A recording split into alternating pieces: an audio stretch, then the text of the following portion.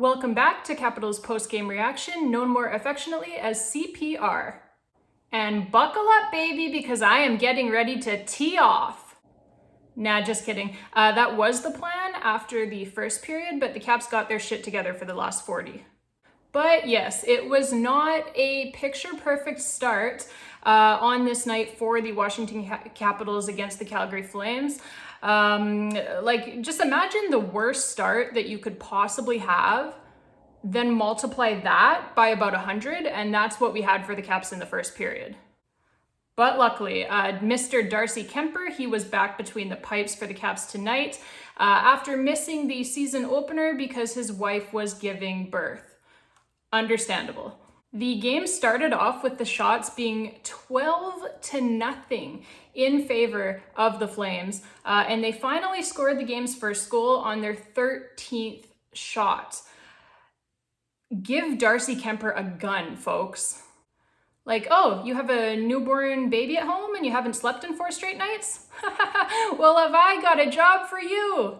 Why don't you get acclimated by facing 13 straight shots in the first 5 minutes of the game, while the rest of your team, just hang back in the locker room waiting for this one to start. The Caps did not start on time in this game. Welcome back, Darcy Kuemper. Good luck, buddy. The Flames, they then scored again on their second power play of the period. And so the Flames, they now have 2 goals while your Washington Capitals have 2 shots on net. I'm not a mathematician, but I don't think that's very good. Overall, the shots were 18-3 for the Calgary Flames in the first period. Tom Wilson, he did rip one off of the post as well, but that was as close as the Caps would get in the first period. And we did have a mock cheer raining down from Caps fans inside of Capital One Arena, as well as from myself, seated at home on my couch, when the Caps finally did get their first shot on net of the game, approximately 10 minutes into this one. So needless to say, it was not a banner start for the home team. Other happenings in the first period, the highlight of the period for the Caps was definitely Tom Wilson's hit on Flames behemoth defenseman Nikita Zadorov. Willie absolutely trucked him, and I love big hits by the Caps just as much as the next guy. Both tonight and in game 1 against the Penguins, they were doing a lot of that, a lot of physicality, but at the same time, we are shut out in game 1 against the Penguins. We're shut out in the first period here as well of game number 2. And this is hockey. The objective is still to score more goals than your opponent, right? So we are now 4 periods into this Washington Capitals season, and we haven't yet scored a goal. So give me some goals. There was also a Jonathan Huberdeau hit from behind on Evgeny Kuznetsov that went uncalled in that first period. I'm just throwing that out there right now because it was a blatant penalty. And some of the calls that were made in favor of the Flames as the game went on were questionable at best, but we will get to that. Second period, it can only go up from here, right? TJ Oshie, he rips one off the crossbar behind Flames netminder Jacob Markstrom off of a slick setup by Alex Ovechkin. And so, I am kind of rightfully, I feel, criticizing them for not having scored a goal as a team yet, but that is also 4 posts and or crossbars, already through 4 periods of play here. So 2 already in the game tonight and 2 on Friday versus Pittsburgh as well. So that the dam is going to break here sooner or later. And right on cue, rookie Matthew Phillips with his first career NHL goal, an absolute beauty against his former organization, the organization that refused, by the way, to give him a legitimate shot in the NHL even after he had led their AHL team in goals for 2 straight seasons. So that has got to feel good for the kid. It was a sick play all around right there. Sonny Milano serving up the sweet saucer pass, and then the soft hands in tight by Phillips for the finish. So 2-1 hockey game. Then the best Connor Mick in the league, Connor McMichael, of course, he gets his first goal of this young season. And how good has the 22-year-old been for the Caps. He was unreal last season for the Hershey Bears, en route to them, of course, winning the Calder Cup. He was unreal for the Caps in the preseason, and he has been unreal for these first 2 games of the regular season as well. I smell a big season coming for McMichael with the Caps. He looks really, really good. And the primary assist on McMichael's goal was served up by none other than Matthew Phillips, again, with another assist going to John Carlson. And then the Caps, they closed out the second period with a very, very solid penalty kill to ensure that the game would remain tied at 2 goals apiece headed into the third period. Third period, Darcy Kuemper, he stops a penalty shot.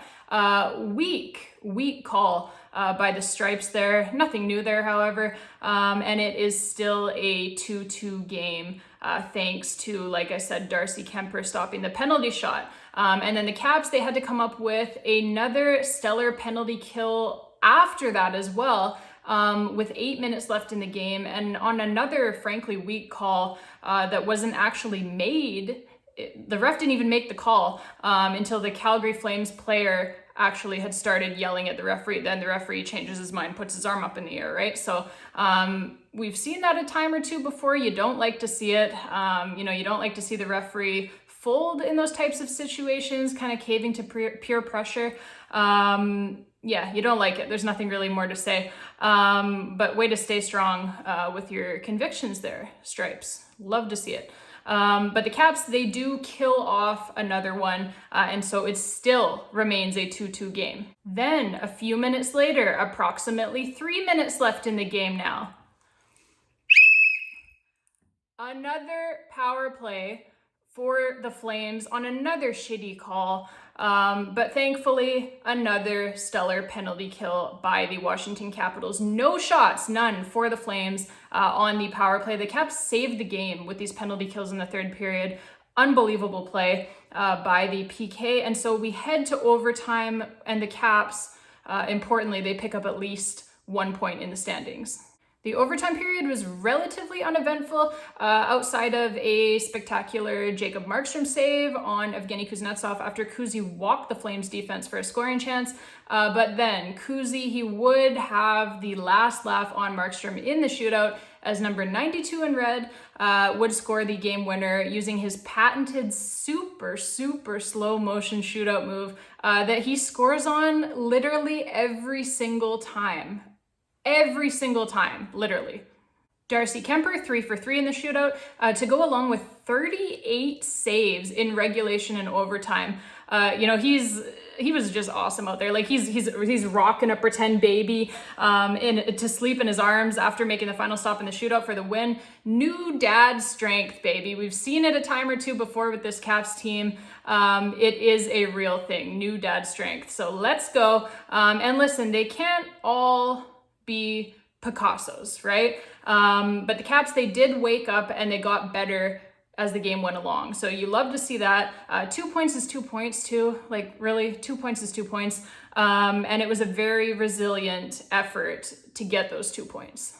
So kind of importantly to me, like something that I noticed was that this was kind of exactly the kind of game that the Caps lost all through last season under Peter Laviolette. Those late penalty kill situations, there's no way that they're not giving up a goal in those situations last season. Like how many times did we see that last season? A late penalty kill in a tied game. They can't get the stop and they give up the late power play goal and lose in regulation and get 0 points in the standings. So it happened a bunch of times last season. It's one of the reasons why they missed the playoffs for the first time in 9 years, frankly. And so to see them come up with those huge late penalty kills here, to preserve the score, to get into overtime and still have a chance to win the game and to ultimately find a way to win the game and to get the 2 points. It's very encouraging, very encouraging.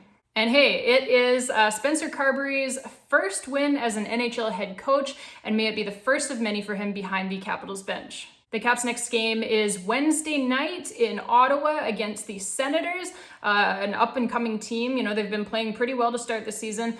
So we will be right back here with you after that one as well, just as we will be all season long. That's one, baby. That's one. So keep the train rolling. Let's go, Caps.